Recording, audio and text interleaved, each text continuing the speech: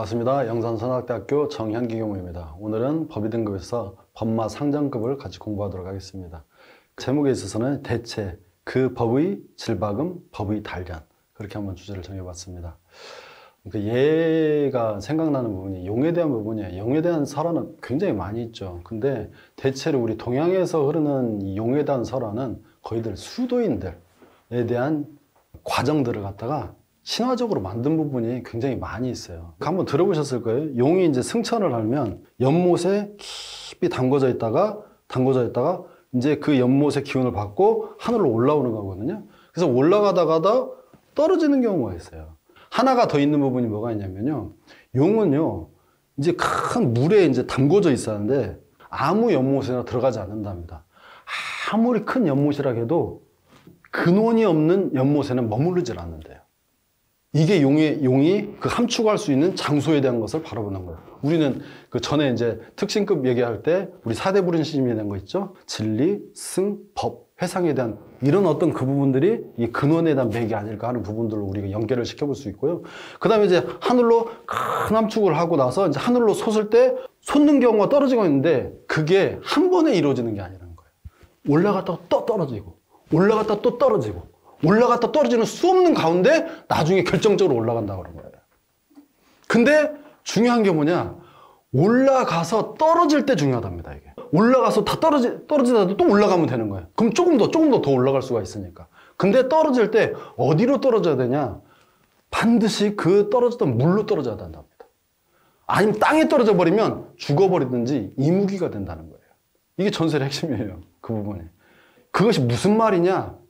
떨어질 때 본래 있었던 것이 떨어진다는 것은 다시 이 법과 스승 곁으로서 다시 떨어져도 그분들에게 끊임없는 맥을 대면서 이게 떨어져야지 그냥 혼자 올라가 봤다가 혼자 떨어지면 이것은 죽던지 아니면 이무기로 돼버린다는 전설이에요. 근데 우리 수도인들이 가는 길에 너무도 비슷한 부분이 있다는 거예요. 왜 제가 이 말씀을 드리냐면 상전은 심신교전이라고 그랬습니다. 법과 마와 내 몸과 마음이 끊임없이 교전하는데요. 끊임없이 교전하는 게 용에 말했던 것처럼 올라가면 떨어지고 그것을 그냥 감수하고 사셔야 돼요. 어떻게 올라갈 것이고 어떻게 떨어질까가 중요한 부분입니다. 놓지만 않고 끝까지 하면 되는 부분이에요. 그래서 어떤 학생들이 저는 실력이 없고 무능해서 잘 안 되는 부분이나 대사님께 말씀을 드리니까 대산종사님께서 그러셨다고 그래요. 부처님께서는 500생을 닦아서 저렇게 불과를 얻으셨다고 하니까 나는 5억 생을 닦으리라고 그러셨대요. 됐냐에 대한 결과가 아니라 정말로 법답게 그것을 이뤄가냐에 대한 부분이에요.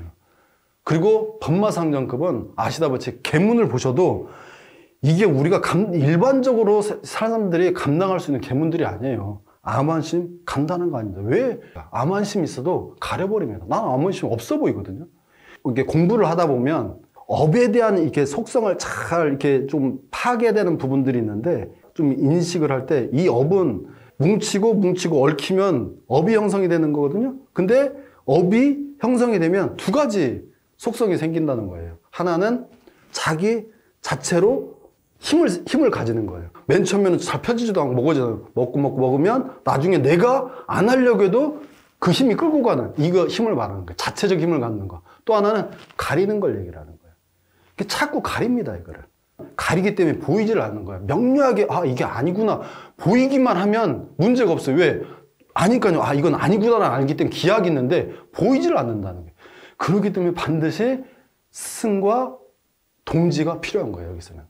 그래서 상전에 있어서는요, 내가 중생으로 전락할 것이냐, 범부중생으로 그냥 전락하고 말 것이냐, 아니면 성현으로 발전에 오를 것이냐라는 기점이 있는 부분이죠. 근데 묘하게 일반 삶에 있어서도 그런 게 있지 않습니까? 물은 100도 이상, 이게 정확한 부분은 100도 정도가 끓는 부분, 또 이게 로켓을 쏘아할 때 가장 에너지가 많이 소모되는 게 대기권을 벗어나는 이 지구라는 이 범위를 벗어난 이 중간 부분이라고 하는 거거든요. 그러니까 어떤 이 기존에 있는 세계에서 벗어나는 이 막판으로 가는 이 부분이 가장 힘이 많이 쓰이는 부분이라고 생각해요. 그렇기 때문에 법마상전은 그런 급이라고 생각하십니다. 힘든 급이에요. 그것을 겪어보았는데 그러나 못할 만한 것은 아니다. 그러셨어요. 그러면 첫 번째 어떻게 맥을 잡아야 되냐? 우리가 이제 법마상정급 탐심, 진심 70만 돼도 항마라고 그러셨거든요. 근데 이 부분을 하기 위해서는 첫 번째 드려야 되는 게 아까 뭐 스승에 대한 말씀도 있고 그러지만 우리가 교법에 대한 철저한 기질변화에 대한 부분을 알으셔야 돼요. 법마상정급에 있어서는 이 훈련법과 내가 얼마나 기질변화가 되어지는지 그리고 그와 같은 적응을 하셔야 돼요. 그래야 이런 법과 말을 쌓는 말을 이길 수 있는 기약이 보입니다. 그냥 이런 것이 없고 법만 이긴다, 내 의지만 가지고 서운만 가지고 신심만 가지고 되는 게 아닙니다. 여기서 이제 또 하나 재밌는 부분에 고락에 대한 부분에 방금 말씀하셨던 드렸던 법문인데 법으로 질박하서라는 표현이 있어요. 고락에 대한 법문에 보면 육신과 정신을 법으로 질박한다는 부분이 있는데 이제 이 질박는다는 말이 사전에 나오질 않아요. 근데 이거 어른들어가 찾으면은 질이라는 것은 흑질자를 의미합니다. 흑질자. 박는다는 것은 똑같은 틀이란 거에 똑같은 박아낸다는 뜻이에요.